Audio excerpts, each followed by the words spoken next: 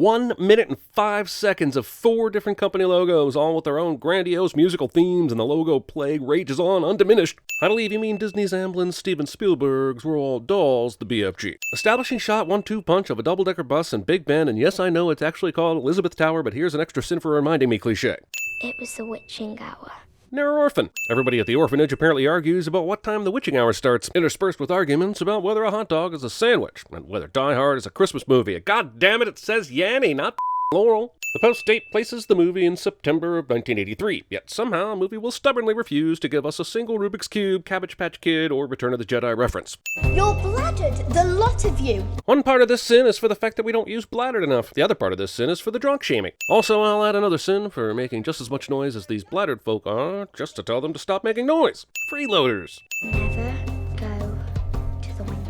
This little asshole was badgering some drunks for making too much noise a minute ago, but now she's reciting some sort of mantra in the middle of all the sleeping kids. What? A giant? Those aren't even real. If the big friendly giant is this careless and visible, I'm going to go out on a big friendly limb here and suggest that his big friendly ass would have been outed many times before now. You can't possibly notice everybody and hide from them, even if it is 3 a.m. Case in point, this works. Several people in the cars approaching this spot on the interstate just saw a goddamn giant. I don't care how dark it is, there's enough light to see him. This movie may be whimsical, and you might be rooting for the giant not to be seen, but facts don't care about your rootings. At this speed and as haphazard as BFG is being here, being Fabioed in the face by a seagull is the least of Sophie's problems. We're talking NFL-level concussions on a trip like this. OMG, this OTT BFG POV is NFG, so PTSB ASAP. The BFG hangs Sophie in her blanket on this branch, and we see her head poke out, and the shape of the blanket at the bottom suggests that she's standing up right now. The amount of space between the branch and her head shows that she's going to need some help if she's going to reach it, since blankets are notorious enemies of feet. But help she gets from the movie itself, because now her head is directly underneath the tree branch and she can easily reach it. Man, I go a long way to prove that I'm an asshole. This 12-year-old girl pushes a giant's window out, and I'm certain that even a human-sized window of this sort would be difficult to open for a child. And how is this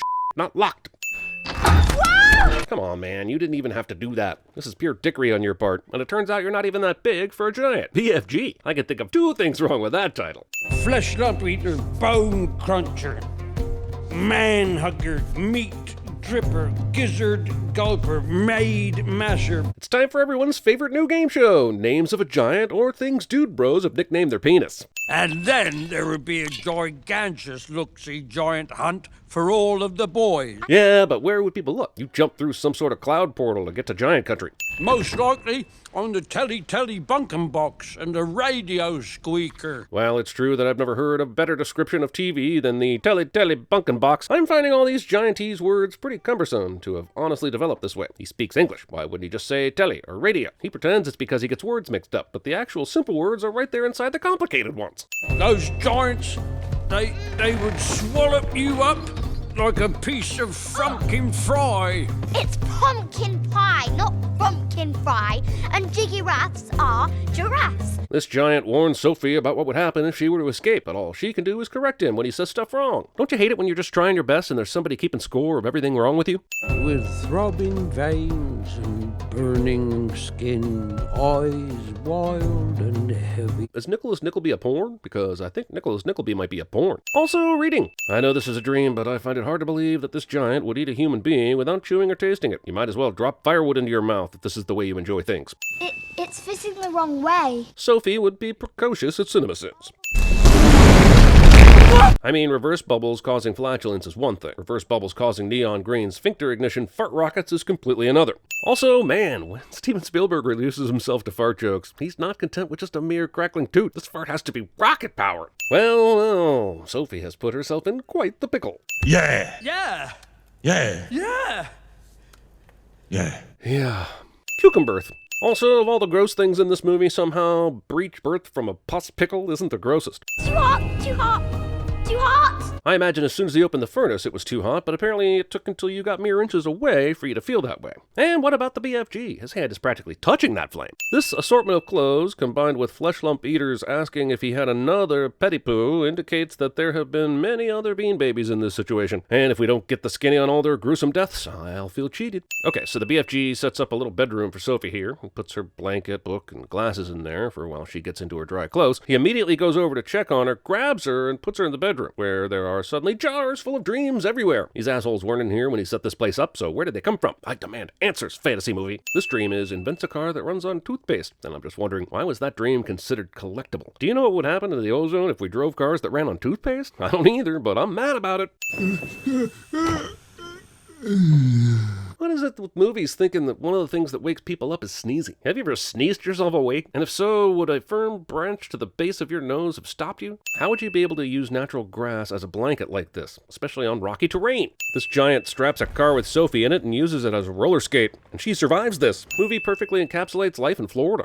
In case you're wondering where to file this movie in your collection, file it in the slow-motion CG face-planting nutshot section. Now, how in the did the BFG know them were right there? This is a pair of tiny glasses in the middle of a grassy, muddy field, and it's raining. Oh, if only the Giants weren't scared of rain. They'd go ahead and beat the BFG up, take the kid and eat her, but no, that would be too sad. Also, why does the blanket necessarily mean there's a human here right now? The Giants have numerous human possessions around here. Wouldn't this blanket have Sophie's scent on it even if she wasn't here? Someone called me the big friendly giant.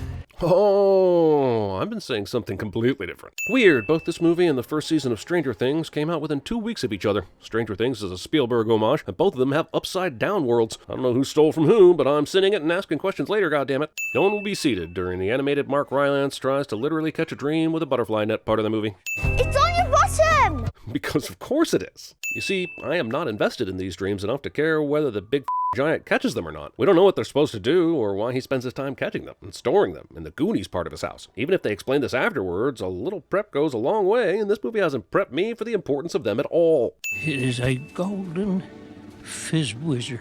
Little known fact, the Golden Fizz Wizard is the nickname I got freshman year for my ability to pee in the sink without getting out of bed. You can try to convince me all you want, but no one's going to make me believe that this wasn't an ad for the new Transylvania McDonald's, but they had to nix it after the Dracula attacks. John Lennon? Also, what kind of dream is that? Is that a dream of her face? Are dreams like self-portrait etch-a-sketches now? Roald Dahl did all the drugs, huh? It be a troggle humper. Guys, this movie came out in 2016. Do we really need to use that term? They prefer Alabamians. Big friendly giant? I'm going to call you BFG. Roll credits. Also, there are some people who call him Tim. Giants don't have mothers or fathers. But according to the Groin humor, they do have testicles, so what exactly are those for? Us giants is mostly just going on and on and on, like whiffsy time twiddlers. Yeah, this movie goes on and on and on like a whipsy time twiddler too. I don't mind a bit of atmosphere, but Yandere the Giant here is about to put me to sleep. I'm trying to figure out if it's creative or dumb that a giant blows dreams through a horn into people's houses, thereby giving people dreams. I think I'm going to settle on dumb. Stories about storks bypass basic human reproduction to be kid-friendly. I'll be damned if this story's going to bypass a product of REM sleep. Good thing the entire family is a bunch of mouth breathers. Also, studies show that humans swallow about 8 balls of light in their sleep every year. That's not nightmare fuel, I don't know what is. And he's having a long, chittery chat on the phone with the president. So much so that the kid has to lie down on the table to get into the proper talking to the president position. Also, listening to the play-by-play of this dream is about as interesting as when one of your buddies tries to tell you about one of their dreams. It's far more interesting to them than it will ever be to you. Somebody's Silkies is crying for their darling. Look! BFG had to walk all the way over here and push a tree branch out of the way to see these giants. How the f*** did Sophie see them? BFG? God damn it. Ever since Sophie decided to call the giant BFG, she's been saying it every time she talks to the guy. There's only 2 of you. He'll eventually figure out you're talking to him. We'll stop the giants. We'll make them go away forever. And this is exactly what Bill Belichick said at halftime during 2 Super Bowls, and we all know how that turned out. Jeez, what time is it where nobody is driving around or walking around London? The last time we saw the city it was 3 a.m. and there were people everywhere that the BFG had to dodge not to be seen. Oh, this giant just tore down an empty shelf on the Boulevard of Broken Dreams. This be my work! This be my work, boys! So your work is dreams, which means your field is DreamWorks. Leave it to Spielberg to slip a DreamWorks reference into a Disney movie. Man, humans must be crack cocaine for giants. Considering they are so small, there's no way that they need them nutritiously. They could eat cows or elephants or even blue whales and get pretty much the same stuff, but in greater portions. What is it about eating humans that has these idiots so horngry? Where does she get the strength? I know it's a nice thought that standing up to bullies would turn the tables like this, but in the real world of giants, these guys would absolutely destroy him within seconds of poking them with that hot poker. Pretty sure the big friendly giant would be the dead friendly giant by now. Or speaking the most terrible Wiglish. Well, I think you speak beautifully. Sophie suddenly wants to compliment the BFG on his speaking skills, even though just 5 seconds ago she was correcting him on something where she understood him perfectly. It's at this point I've got to ask, what does it matter if he says things in the wrong way? It fits his character perfectly. It's like slang at this point. Sophie needs to keep her goddamn mouth shut. The Queen will dream that giants, all 9 of them, are in England. Oh wow, they're about to pull off a major feat, stealing from Inception. And I'm going to go ahead and say that it's also stealing from the scene in Dumbo when the mouse whispers to the carnival guy while he's sleeping to cast Dumbo in his act. So this is basically Dumbception? Look, I'm not opposed to this Top Chef Dreamscape edition, but this is some detailed dream storyboarding. I'm just not exactly sure how any of it would work. Does it mean somewhere last night some giant prepped a cocktail of aardvarks, strawberry shortcake, and Lizzo for me and then added a couple drops of water? Well, I guess as long as this guard can't see the BFG, then nobody else on planet Earth can see him. The only visible part of that giant right now is contained in the frame, and nobody on the outside of that frame can see that because they don't exist. Nothing exists beyond the frame. There's an open window into the Queen's bedroom? What? Giants. Horrible. Man-eating giants, no. So far, everybody that they put dreams into have been really helpful about doing something that shows that it worked. Let me get your tea. That just happens to be immediately ready in the middle of the night even though you have awoken unexpectedly. It was the flesh lump eater and the gizzard gulper. The dream came with its own cast credits? Did they stand and announce themselves? How would she know these crazy specific names? A giant put you there. Just think, the Queen probably never believed in giants in her whole life, and now because of a dream, a coincidental newspaper, and a kid on a windowsill, she's ready to drop all her preconceived notions. 3 adults let a child climb back out onto a second-story ledge, even though they don't believe her story because Spielberg needs his faith of a child moment. Also, while Sophie tries to get the BFG to stop hiding, I bet if she jumped out of the window, he'd show up. Seemed to work last time. The Union Jack that's flying here should only fly over the palace if the Queen isn't there. When she is, it should be the Royal Standard flag on the pole. The movie doesn't know how to England correctly. I swear the design of the BFG looks so much like the fake CG Scrooge that every time he opens his mouth, I half expect Jim Carrey's voice to make an anachronistic pop culture reference. Giants, Boris. Man-eating giants. Considering she follows this by talking to Nancy about Ronnie, we can assume she's calling world leaders, and the Boris is supposed to be Boris Yeltsin. The problem is, Boris wasn't elected until 1991, 3 years after Ronnie ate his last jelly bean at the White House. Having this meeting inside instead of outside only makes sense if your top priority is physical comedy instead of common sense. Nearly a full minute of breakfast serving, followed by 2 whole minutes of breakfast eating and coffee drinking. Was it black stuff? BFG calls coffee black stuff before a single drop has left the container. Unless X-ray vision is a little-known giant power, there are grounds for us in here. I guess there's a slight chance these 3 would be this soaked, but I'm pretty sure the dissipated liquid would not be steaming, especially considering it wasn't even steaming when he took his drink. Also, it bears mentioning that the Queen and this movie are having a swell old time here, despite her just finding out that giants are eating the country's children.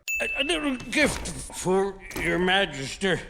Hell, are they gonna get Mickey to kill the giants already? I heard he killed 7 with 1 blow, so might as well let that brave little tailor go ahead and do it instead of wasting time with all this breakfast.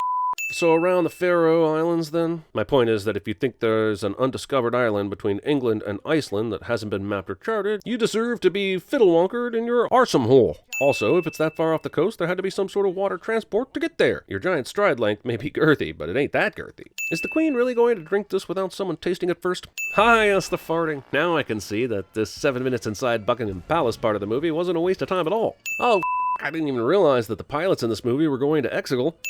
What is Sophie's dream? This scene is actually pretty good, just feels oddly misplaced here in the middle of the climax of the movie where they've already wasted all this time. Just looking at how much time is left in this movie, I'm pretty sure these giants aren't going to be much of a challenge. Adventures will come and go. But in the end... Giant skip! I'm sure this is a beautiful moment of some sort, but knowing this movie, I half expect this to turn into a pull my finger joke. Sophie. Did Sophie really decide to do this on her own without discussing it with BFG first? Why? Was there a time constraint? Was he not listening to her? There's absolutely no reason why she did this other than movie needs to get on with it, and they already blew 16 minutes on breakfast, so that ship has sailed. Atlas shrugged. Man, if dream distribution was this easy, then why was BFG worried about not having his dream horn? Wait, you can force dreams on people who are awake? Those aren't dreams, BFG, those be spells. Deus ex Chaperca.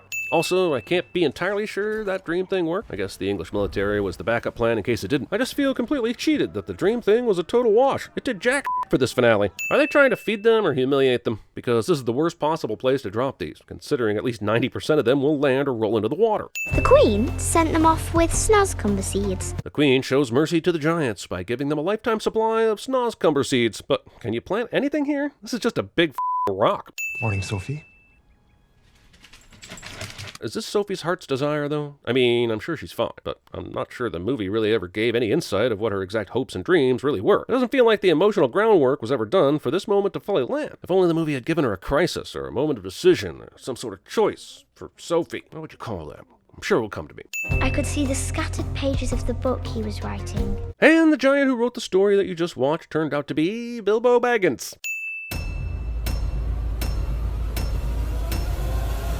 I'm Pickle Rick! Make sure you click that bell icon. Sellouts. But clicking the little bell icon is how you make sure you get notified every time we release a video. So click it. Sellouts. You can read. Austin, you're a reader. You're a reader. You did it. What have we here? Wait a minute. Oh, it's a human. I finds him. Hold still. I eats him up. I drink your milkshake. I drink it up! He slimed me. On the outside, he's long on the inside. 'Tis very small outside. It's just in here it's big. Was the boy scared? Yeah, in the end. I'm not. You will be. That kid is a bad kid! There's a small girl standing on the windowsill. Is there not, Mr. Tibbs? They call me Mr. Tibbs. Your Majesty, I is your humbug servant. Humbug. How about that queen, ladies and gentlemen? Your cape, sir. No capes.